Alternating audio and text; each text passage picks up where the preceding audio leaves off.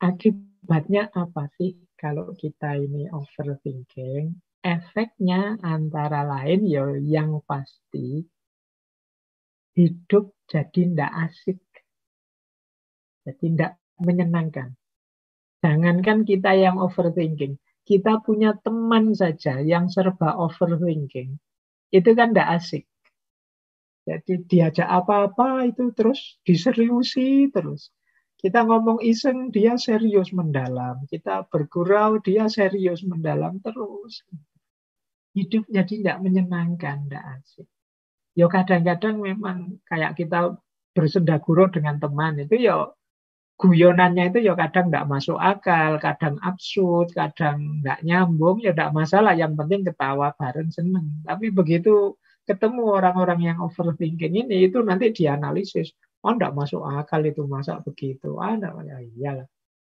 Hidupnya jadi tidak seneng. Jadi waktu habis, tegang, lelah, tidak bisa tidur nyenyak, selalu kepikiran.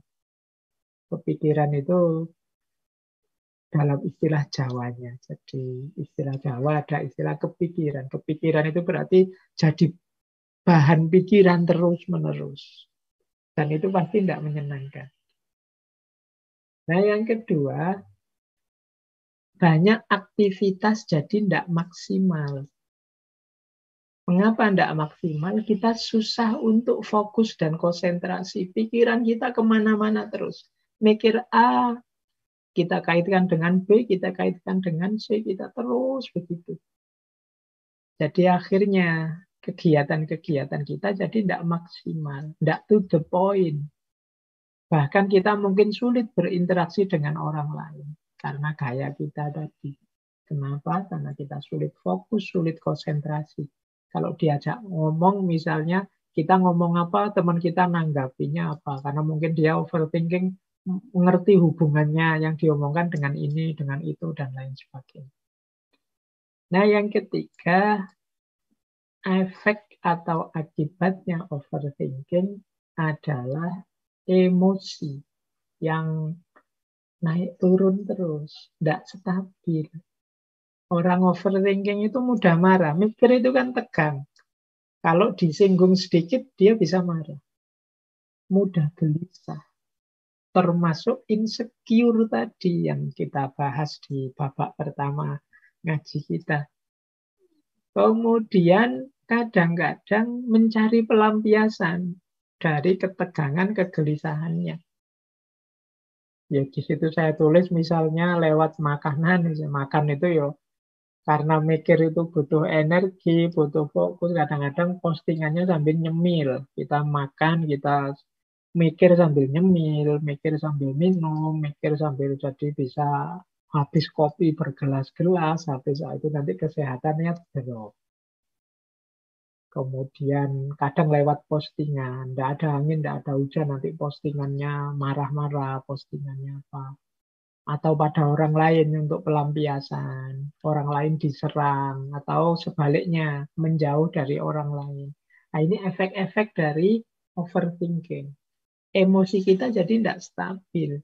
Tentu saja orang lain jadi insecure, jadi tidak nyaman dekat dengan kita. Karena emosi kita yang naik turun.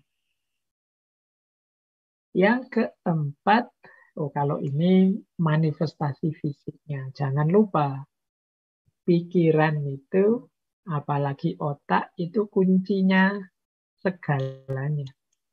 Jadi ketegangan-ketegangan batin kita, pikiran otak kita itu ya bisa berefek pada kesehatan fisik. Ada gejala-gejala psikosomatis misalnya, pusing, nyeri, jantung berdebar-debar, sesak nafas, tensinya naik atau tensinya turun, dan lain sebagainya. Ini gangguan fisik. Sebagian besar penyakit-penyakit dalam itu berhubungan dengan pikiran kita. Maka orang yang overthinking itu berarti orang yang pikirannya tegang terus. Tidak heran kalau orang semacam ini mudah terkena penyakit. Imunnya turun karena fokusnya pada hal-hal macam-macam yang tidak penting tadi.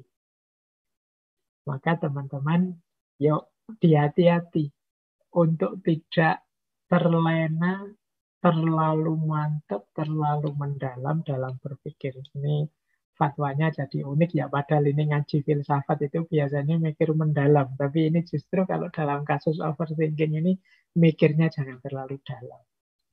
Jadi berpikir yang biasa saja, tidak keterlaluan. Keterlaluan itu kan berarti ya sudah berlebihan. Nah, baik. Sekarang kita lihat filsafat-filsafatnya. Ini ada banyak. Ini juga tokoh-tokoh yang mungkin next time kita bahas ya satu-satu yang belum dibahas. Kalau Buddha kelihatannya sudah pernah. Kata Buddha, no, tidak ada sesuatu pun yang bisa menyakitimu sebesar pikiranmu sendiri ketika dia tidak dikontrol, tidak dijaga. Jadi pikiran itu kalau kita biarkan liar, dia akan membahayakan kita sendiri. Jadi pikiran itu kalau tidak kita kendalikan, dia bisa jadi senjata makan tuan. Ya, nanti ini mungkin dulu pernah saya jelaskan di ketika membahas batas nalar. Jadi bagaimana pikiran-pikiran itu harus selalu kita kendalikan. Karena dia bisa ganti menyakiti kita. Bahkan katanya filosof eksistensialis namanya Fyodor Dostoyevsky. Kata beliau tuh, think too much is the disease. Orang yang terlalu banyak mikir, hakikatnya dia sebenarnya seperti orang yang terkena penyakit. Jadi ini berarti mikir berlebihan itu ya penyakit, harus disembuhkan. Kita harus bisa ngontrol pikiran, jangan sampai kita yang dikontrol oleh pikiran. Ini coba nanti direnungi oleh teman-teman. Bagaimana kita bisa ngontrol pikiran kita, bukan kita yang dikontrol oleh pikiran kita. Kalau dalam dunia tasawuf, ya kalau bisa pikiran kita itu dikontrol oleh kejernihan batin kita. Sehingga dia akan jadi panglima perang, dia akan jadi pasukan yang kuat dalam perjalanan kita menuju Tuhan, menuju Allah.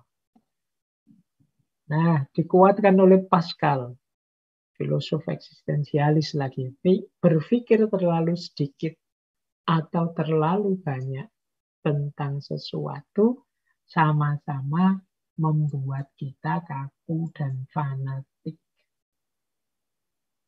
Nanti dilanjutkan oleh Napoleon. Kata Napoleon, take time to deliberate. Ya, silahkan gunakan waktumu untuk bebas berpikir, tetapi ketika waktu untuk bertindak tiba, stop thinking and go. Berhentilah berpikir dan jalanlah. Jadi, ya berpikirlah, tapi ambil waktu, beri batas waktu. Jangan terus-terusan mikir tanpa batas waktu. Kalau sudah saatnya bertindak, ayo bertindak. Jangan mikir terus. Stop thinking and go. Kata Napoleon Hill, ini sama-sama Napoleon ya. Kalau Napoleon Bonaparte, panglima perang Perancis. Kalau Napoleon Hill, ini penulis, motivator dari Amerika. Don't wait, the time will never be just right. Jangan menunggu. Menunggu itu dalam arti terlalu banyak pikiran, terlalu banyak pertimbangan.